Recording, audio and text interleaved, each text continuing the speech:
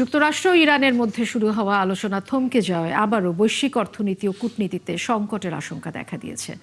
আলোচনা চলতে থাকলেও সারা বিশ্বে এই যুদ্ধের রেশ থেকে যাবে অন্তত 2 বছর। বিশেষজ্ঞরা বলছেন এর কারণে বড় চ্যালেঞ্জ অপেক্ষা করছে বাংলাদেশের নতুন সরকারের সামনে।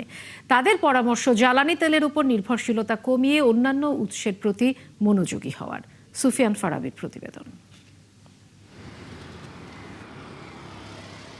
পাকিস্তানের ইসলামাবাদে অনুষ্ঠিত ইরান ও যুক্তরাষ্ট্রের মধ্যকার আলোচনা থমকে গেছে। সংঘাত ও যুদ্ধবন্ধের অনিশ্চয়তা সামনে রেখেই ইসলামাবাদ ছেড়েছেন উভয় দেশের প্রতিনিধিরা।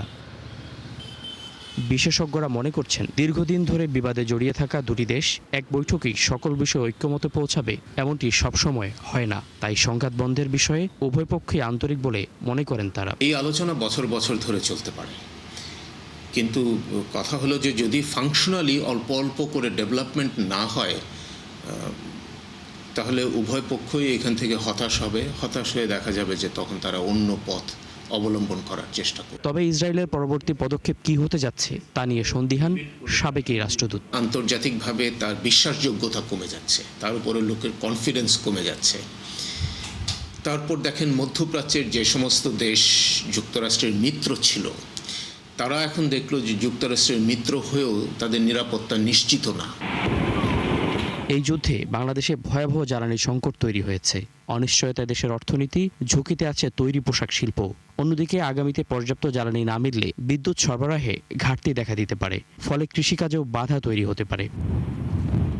এসব সংকট সামনে রেখে যুক্তরাষ্ট্রের এই আন্তর্জাতিক কলাম লেখকের পরামর্শ, গ্রামীণ অর্থনীতিকে সচল রাখতে ভর্তুকি দিয়ে হলেও সৌর বিদ্যুতে সরকারকে মনোযোগী হতে হবে। গ্রামের সেচ, গ্রামের বাসা, গ্রামের ইলেকট্রিসিটি কনজাম্পশন, এই পুরাটাকে আপনি বিশাল বড় একটা জনগোষ্ঠী তো আমাদের দেশে মফস্বল শহরে থাকে, তাদের ইলেকট্রিসিটিটাকে আপনি সোলারে কনভার্ট করতে পারবেন। এবং সেটার জন্য আপনার প্রতিটা বাসায়, আমার ধারণা, আমি একটা হিসাবে দেখলাম 35,000 টাকার মতো একটা প্ল্যান আছে প্রতি বাসা। আমাদেরকে এগুলোতে আসলে প্রণোদনা দিয়ে এগুলাকে বাংলাদেশে পুরো ছড়া দিতে হবে, যাতে করে পলিটিক্স নিয়ে তো আমাদের সরকারগুলো সবচেয়ে বেশি ভয় পায়। গ্রামে অন্তত ইলেকট্রিসিটি থাকলে, মফস্বলের সেচ কাজ চলতে থাকলে কিছুটা হলেও তো রাজনৈতিক চাপটা কমে গেল। অন্যদিকে জাতীয় অর্থনীতিতে স্বস্তি ফেরাতে আমদানিকৃত জ্বালানি তেলের উপর ভর্তুকি না দেওয়ার পরামর্শ তার। অর্থনীতিতে যেটা বলে, এই আর্টিফিশিয়ালি কোনো কিছুর প্রাইস যখন গভর্নমেন্ট কন্ট্রোল করতে যায়, এইটা আসলে আদতে শেষ পর্যন্ত কোনো লাভের লাভ হয় না। সংকট যখন সারা বিশ্বে, তখন বাড়তি ঝুঁকিতে বাংলাদেশের মতো দেশগুলো। তাই স্বনির্ভরতা অর্জন করাই সরকারের অন্যতম লক্ষ্য হওয়া উচিত বলে মনে করেন তারা। সুফিয়ান ফারাবি, ৭১, ঢাকা।